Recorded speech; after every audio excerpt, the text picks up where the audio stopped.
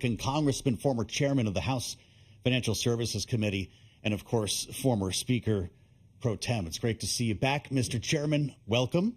With 82 days to the election, we return to our breaking news that Kayleigh mentioned just a couple of moments ago. A 30-year bond auction, Mr. Chairman, just pulled the highest yield since 2001, 5.216 on this PPI day when some folks are celebrating lower prices. I'm just wondering what you think that means for prices and our economy as we head for the midterms 82 days from now.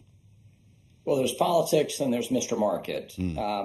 To quote James Carville from the 1990s, when he dies, he wants to come back as the bond market because it's all powerful. I think we're getting back to those days where the bond market can speak quite loudly to Washington about its overspending and the prognosis on the economy.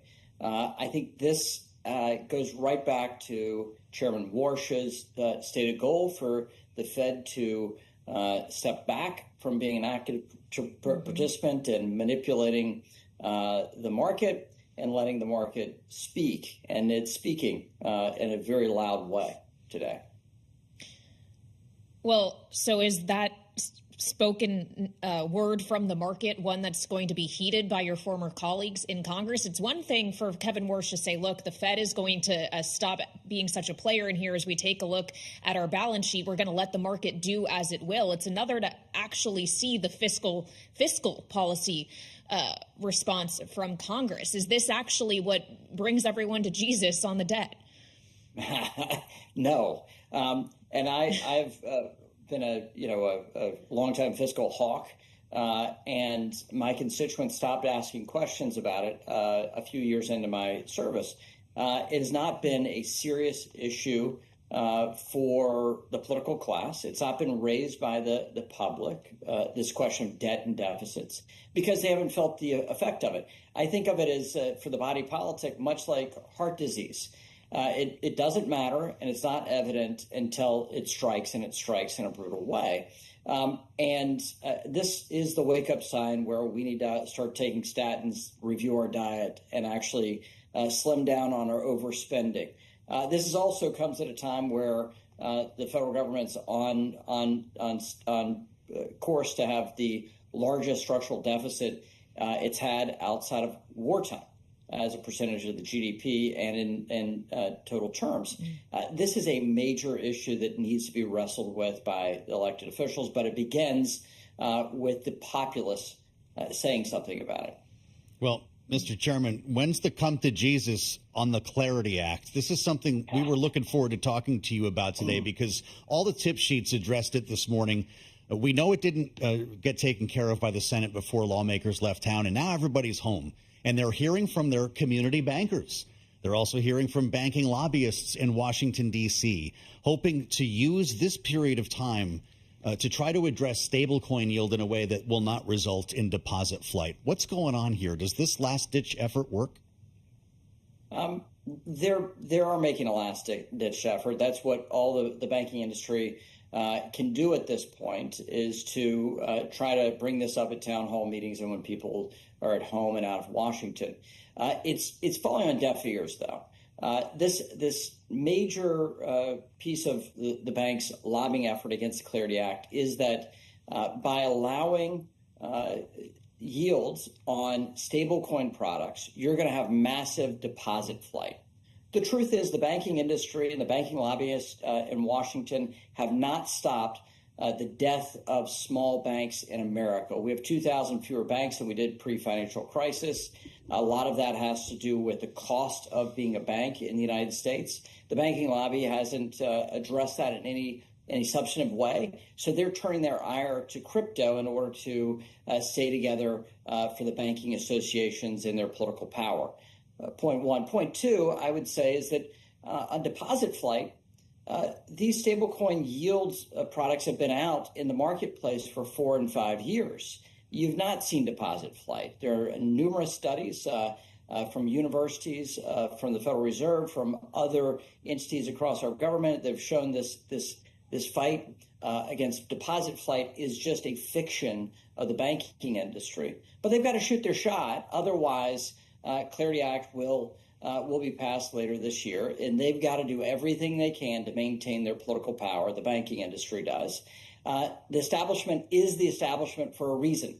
Once they get in power, they get entrenched in power, and that's what we've seen from traditional financial products. And this is what we're seeing in the lobbying effort, especially they're tooting their own horn in Washington very loudly this August that they are showing their political power. We'll see in the fall if that, in fact, matters to the votes of the Clarity Act. I don't think it will, though.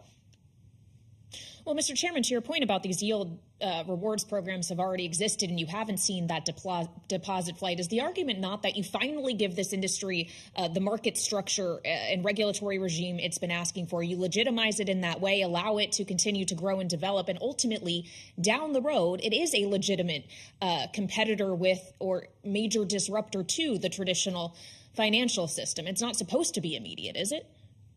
No, but that's not the argument they're making. They're saying that this is that you've seen deposit flight and you'll see more deposit flight. There's not been evidence of deposit flight. So on their first point, it's not true. The second point is, I think we think of our money market funds and savings accounts differently than we do our transaction accounts.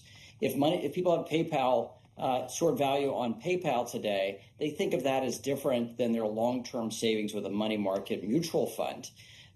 The truth is the banking industry is still fighting the fight over money market mutual funds from the early 80s. Fidelity invented the product. They fought like mad against the product. They lost that war. Money markets are now offered by banks. I think likewise you're going to see yields on these stablecoin products or some return of value to the users of stablecoin products, and banks will be offering it. And I think you're going to see that in very short order post passage of the Clarity Act. So you're going to see a changed universe for banks, and that is just what the marketplace is demanding, what consumers are demanding, even though the banking lobbyists are raising their ugly heads this summer trying to say differently. Well, I don't know if this is enough of a household issue that lawmakers running for re-election or for election can seize on the Clarity Act if they get this thing passed. But I'm curious about midterm messaging more broadly when it comes to the economy.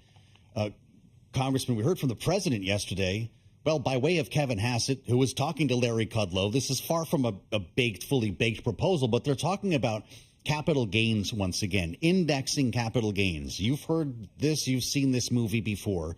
Taxes applied on gains adjusted for inflation. They're also talking about exempting taxes on sales of homes worth $2 million or less. Could they get that done in time to promote it on the trail, or this is for another day?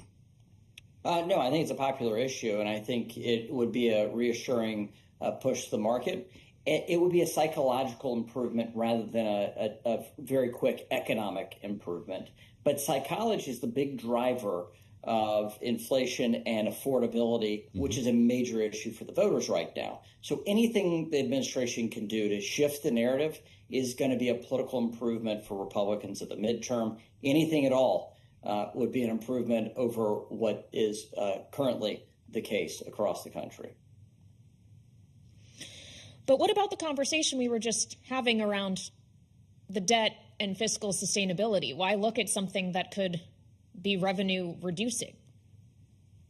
Well, the marginal impact of these tax reductions, it's very small compared to the amount of overspending we have.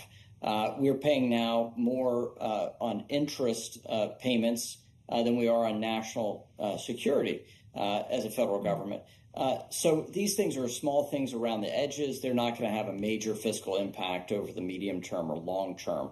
That's why they could be passed relatively easily on Capitol Hill, even with the fractious nature of the two parties and between and within those two parties on Capitol Hill.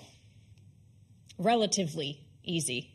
Everything is relative in Congress, as you know well. Mr. Chairman, thank you so much, as always, for joining us, the former chair of the House Financial Services Committee, former congressman from North Carolina, now Bloomberg politics contributor, Patrick McHenry.